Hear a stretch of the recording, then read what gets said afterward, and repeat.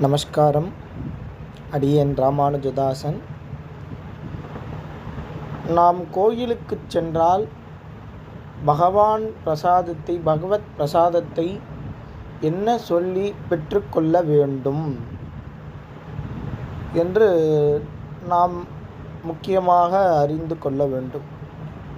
கோயில்களுக்கு செல்லும்போது, அதுவும் குறிப்பிடத்தக்க வகையில் பெருமாள் கோயிலுக்கு செல்லும்போது ஒரு சில ஆகமங்கள் நாம் கடைப்பிடிக்க வேண்டும்.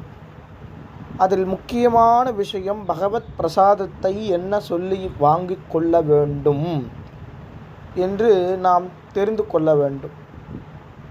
ஆண்டாள் கூறியது போல் யாம் பெரு சம்மானம் என்று பெற்றுக்கொள்ள வேண்டுமாம்.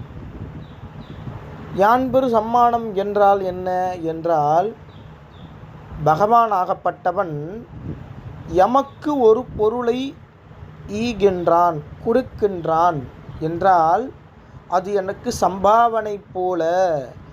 அது திருத்துழாயாக இருக்கட்டும், திருத்துழாய் என்றால் துளசி, திருத்துழாயாக இருந்தாலும் சரி, குங்கும பிரசாதமாக இருந்தாலும் சரி, இல்லை மாலை மரியாதை எதுவாக இருந்தாலும், தீர்த்த பிரசாதமாக இருந்தாலும் யாம் பெரு சம்மானம் என்று பெற்றுக்கொள்ள வேண்டுமாம்.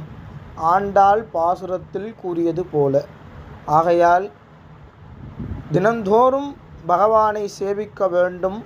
அவன் கொடுக்கும் பிரசாதத்தை, அவன் கண்டருளிய பிரசாதத்தை நமக்கு கொடுக்கின்றான்.